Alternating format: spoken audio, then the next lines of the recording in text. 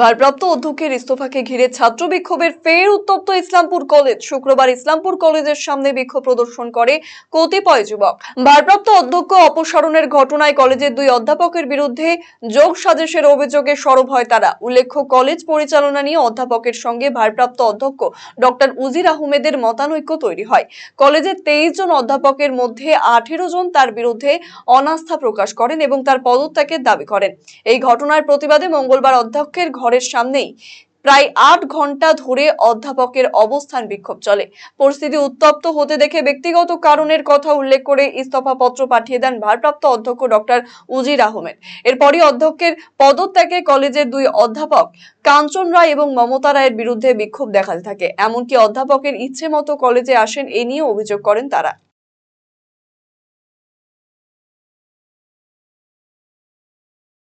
এরা পার্টি করছে, টিচারগুলো পার্টি করতেছে, রাজনীতি করতেছে টিচারগুলো।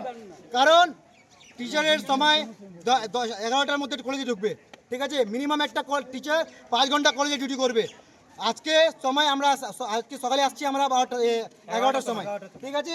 আমরা টাইম দেখলাম, আমাদের কাছে অফিস রুমে আমরা ভিডিও করেছি, সব ভিডিও আছে আমার কাছে। আমরা ডায়েরিতে দেখলাম কোনো টিচার আসেনি। ম্যামের ভাষা এটা হবে, অন ক্যামেরাতে উনি বলবে যে জাত চোর। এটা উনি কাকে বলেছেন? ওটা উনি কাকে বলেছেন? জাত চোর মানেটা কি? উর্দু ল্যাঙ্গুয়েজটা চোর, না টিআইসিটা চোর, না কাস্ট চোর? কাকে কাস্ট চোর? একটা ম্যাম, ঠিক আছে?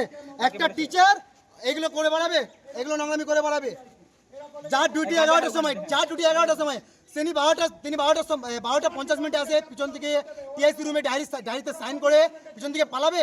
আমরা ওদেরকে গিয়ে বললাম যে ম্যাম, আপনাদের তো স্টুডেন্টগুলো ওখানে ওয়েট করতেছে ক্লাসের জন্য, আপনি কোথায় যাচ্ছেন?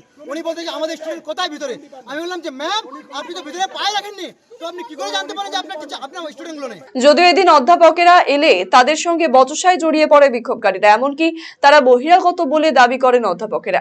বচসা চলাকালীন বিক্ষোভকারীদের দ্বারা নিগৃহীত হওয়া অভিযোগও এনেছেন কাঞ্চন বাবু এবং মমতা দেবী। ভারপ্রাপ্ত অধ্যক্ষ ইস্তফাপত্র দিলেও এখনো অবধি তা গৃহীত হয়নি। কিন্তু স্বার্থ পরিপন্থী ভারপ্রাপ্ত অধ্যক্ষ পরিকল্পনা মাফিক যুবকদের দিয়ে এই বিক্ষোভ করিয়েছেন বলে অভিযোগ আক্রান্ত অধ্যাপকদের।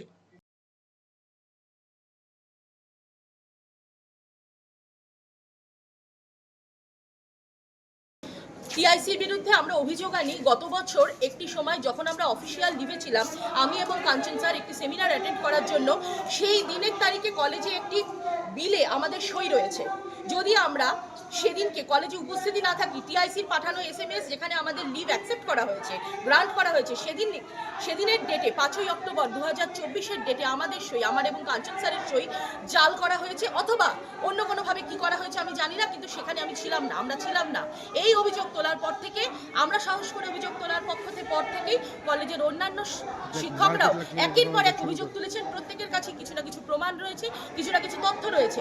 সেই ভিত্তিতে লাগাতার আমরা লিখিত দিয়েছি কলেজে, তিনি কোনো উত্তর দেননি। প্রেসিডেন্টকে আমরা লিখিতভাবে জানিয়েছি, আমি নিজে জানিয়েছি, তিনি কোনো উত্তর দেননি। এটা চলছে নভেম্বর মাস থেকে চলার পরে আজকে এপ্রিল মাসের 2 তারিখে গিয়ে টিচাররা বাধ্য হয়ে রেজলিউশন নিয়েছেন যে এই টিআইসি এতটা অর্থনৈতিকভাবে দুর্নীতিগ্রস্ত যে এর নেতৃত্বে কলেজ চালানো সম্ভব না, কলেজ ধ্বংস হয়ে যাচ্ছে।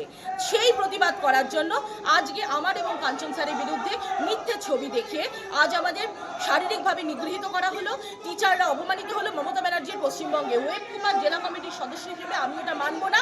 আমাকে মারধর করা যেতে পারে, আমাকে এবং কাঞ্চন স্যারকে। রায়গঞ্জবাসীদের জন্য সুখবর, যারা দীর্ঘদিন ধরে পেটের সমস্যায় ভুগছেন তাদের জন্য রায়গঞ্জ দিশারিতে আসছেন ব্যাঙ্গালোরের প্রখ্যাত গ্যাস্ট্রোএন্টারোলজিস্ট ডাক্তার ইরশাদ আলী HMD DNB। এখন থেকে প্রতি মাসে নির্দিষ্ট দিনে ডাক্তারবাবুকে দেখাতে আজই যোগাযোগ করুন দিশারি হেলথ কেয়ার, উকিলপাড়া, রায়গঞ্জ শাখায়। যোগাযোগ করুন 7477785509 এই নম্বরে এবং 7477785512 এই নম্বরে।